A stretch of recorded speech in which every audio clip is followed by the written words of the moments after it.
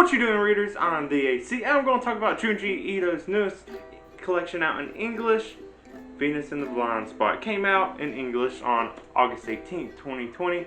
I've been waiting for his newest collection for so long. I'm such a huge Junji Ito fan. I buy everything I can in English of his. If I could read Japanese, I'll find a way to buy everything in Japanese too. Not there yet. But, oh man, it's a good one. There's, of course, great stories from him. The unusual part is, compared to the other collections he's put out lately, it's a bit smaller, less stories than usual. Some of his other ones have also included commentary, which this one lacks. But, hey, the stories in it are quality. Not only that, he does include some color art in it. There's a poster for No Longer Human, as well as like 3 illustrations. There's also a color illustration from Frankenstein and Enigma, and a color illustration from Uzumaki. So, lack commentary, maybe less short stories, but the art is but also just look at this. Look at the cover. Of course, on the cover is the short story Venus in the Blind Spot, but take off the sleeve. Oh, there's so much art that goes in just the book design alone, even inside the covers, on each side, and there's just, the designs of the books are so good. They're a work of art themselves. And then the inside cover, still just exact same. Yeah, why not? But yeah, aside from the art, there are 10 stories included in this collection. I'm not going to go into full depth review of each story. They're all good. But, you know, I'm going to talk about them a bit anyways, because I love talking about Junji Ito stories. There's so much to think about in each one, even though they're short, even though the principal idea may seem simple. There's just plenty I want to talk about. The first short story in this collection is Billions Alone. It's the one you see in the inside of the front cover, and it's a simple, creepy idea that can make you think plenty. People are being sewn together that goes in groups. The main character has been alone for a while because, you know, social anxiety, stuff like that. When people start getting sewn together, it of course makes the main character not want to be involved with groups anymore. And the reason people are getting sewn together is the biggest mystery. Maybe aliens or something. There's a plane that goes and throws down flyers, and eventually the only person the main character actually talks to also ends up getting brain controlled. I think that's what's happening in the story, is people are like getting controlled to do this. But yeah, it's a simple, people getting creepy. There's a word for it. I don't remember the word for like the fear of social settings or social interaction. I'll remember to put that word somewhere around here. And that's probably kind of the idea of where they're going for on the fear level of this. Now, the second story in this collection is The Human Chair. This is an adaptation, kind of a sequel to Edogawa's Rampo's story, another horror mangaka who was great, came before Junji Ito. And it's a pretty simple thing, but if you think about it, it's about a guy that lives in a chair. It seems like you would see as a perverted joke in some animated adult show, made it into a horror thing.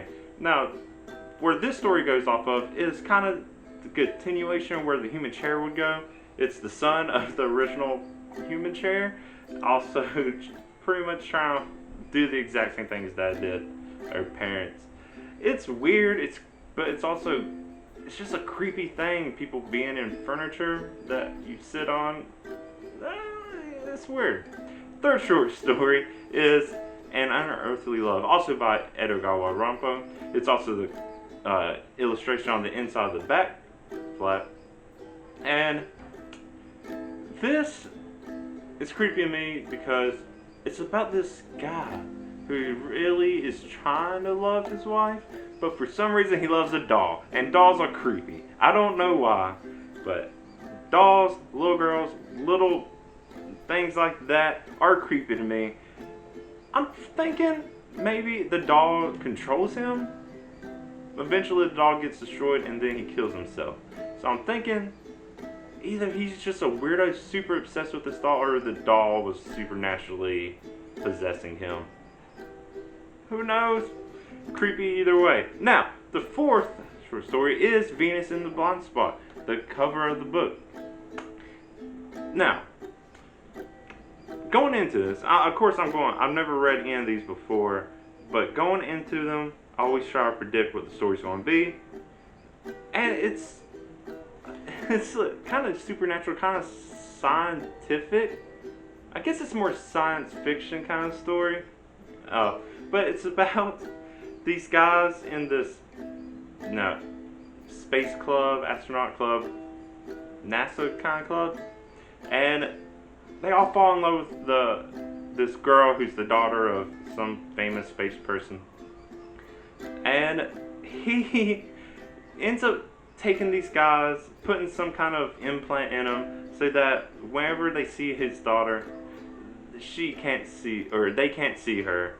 She has no idea what's going on. I thought it was going to be something about her being evil or something. Like, no, she's completely innocent bystander, just has no idea what's going on. She just loves space. And yeah, it's a kind of science fiction kind of horror, and not what I expected it to be. Now, I will say, of all the stories including this collection, it is a bit weird that this was the one chosen as the cover and the name of the collection. It's a good story, but as far as like creepy, it may be unique, but if Billions Alone is the creepiest one. Maybe it's just the name wise, it's the weird one. I don't know. Now, next short story is The Licking Woman. Pretty simple thing. Whenever it's hot, humid, there's a woman that appears and starts licking people. They get these skin rashes or whatever, and they can die. Eventually they realize they can just wash it off. But the real twist of this is it's not even the woman who's like doing it. I think it's like a weird supernatural possessed tongue. The woman herself actually kind of helps in order to stop her. It's just her tongue that's possessed, and we see it pop up again at the end. It's a weird thing. It's so creepy until you get to that last part, and it's like, oh, was it just the tongue all along? It's maybe some kind of parasitic tongue looking like creature. No, it's weird. A lot of this stuff is weird and creepy, and that's kind of why I love it. It's also kind of comedic, and you kind of see this a lot in Junji Ito stories, which is what makes it so great. It also makes it easy for him to adapt other stuff because he has this comedic sense in his horror. You've seen it. He's written horror about his cats. That's the kind of mind doing. It's great. And it also brings me to the next story, Master Umass and Me. It's pretty much about Junji Ito as a kid looking up to this other horror mangaka, and him just wanting to work with his kind of stuff and adapt. There's a part where he was going to do a manga adaptation for a movie, who was going to make it super horror, kind of realizing the movie actually wasn't what he expected. No, the story itself isn't really horror, but it does focus on that kind of comedic sense of Ito's manga, but you know, it's another reason why I love it. Now, the next one is How Love Came to Professor Kiridi. This came from an author I wasn't really familiar with.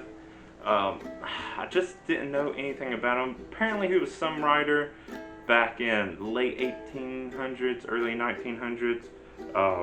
His name's Robert Hitchens. He's written a lot of stuff.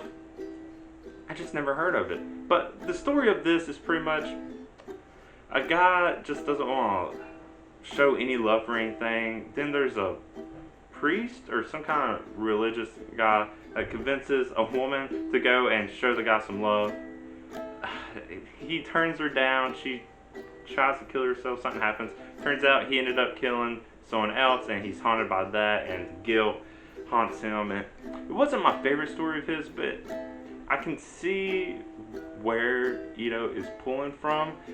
I don't know, maybe it's the source that Ito's pulling from, and he just went and made it his own. Well, it's one of my more iffy things in the collection. Now, the next one is the Enigma of Amarigo Fall. This one I've read before. If I'm remembering correctly, it was in Gyo, and that came out in English. It's one of his more famous short stories, and it's this weird feeling of like, if you find a hole you could perfectly fit in, would you go in it? And I think about this a lot myself, and it's like, would I go in it? I think I would. Maybe not at first. If I saw people going in and couldn't get out, I don't know, everyone was still wearing the underwear, so I'll maybe be like, hey, attach something to the back of my underwear and pull me out from that. But then I think more, and maybe the walls had something on them where they couldn't actually pull you out. Maybe they were like serrated or something. I don't know, something weird was going on the wall so you can't get. So, I don't know. It's a curiosity, like, maybe initially would I fit in the hole? But there's a lot more I can theorize about the deeper meanings of the story, but I don't really need to go on all that. Now, next, second from last story is The Sad Tale of the Principal Post. It's also under the cover of the sleeve. This is only 4 pages long, but, you know, a lot of impact for just 4 pages. It's pretty much this guy gets stuck under the house, under where this big column that apparently supports the entire house is. That's it, and he's left there to die. The mystery is, how do you get under there? Why? I don't know, what's the deeper meaning in it? I don't know, maybe it's something to be like, the man is the one who supports the family, but actually not really, because he dies, and it leaves the family take care of themselves, and they probably do fine. I don't know, it's weird. 4 pages, that's all it took, but hey, it's enjoyable. And the last story of this collection is Keepsake. Now this is a really creepy one. It's pretty much about a baby is born from a corpse. Of course the baby looks creepy as it grows up. But it's not only that, the creepy part is the necrophilia that comes with it, because the guy was trying to impregnate his wife. It couldn't happen. Then she dies, which he kills her with a subtle poison. And then he impregnates her when she's dead. 9 months later, the baby is born. His new mistress / wife doesn't like that. And then she ends up dying. And at the end, it teases that he did the exact same thing. So, is the true horror of baby being born from a corpse, or the fact that this guy is just badly into necrophilia? I think it's the last part. That's just gross. Whatever. But that is all. That's what my little take on each story. Try not to go into too much detail, because I could literally just go on and on about each story. But what do you think about what I have to say about Junji Ito's Venus in the Blind Spot? Go ahead and let me know. Are you a huge fan of Junji Ito too? Let me know what your favorite stories are of his. I love the anime too. I know a lot of people don't think that. I think they did a great job. You can also talk about that. But besides that, he has another one coming out at the end of the year in English, Ramina. Looking forward to that. But if you do like this video, give the video a like. You want to see me talk more about Junji Ito, other manga I'm reading, all kinds of other stuff I'm reading, go and subscribe to my channel. You can see why I do all that. But until next time, I'm the AC. Thank you for watching, and bye.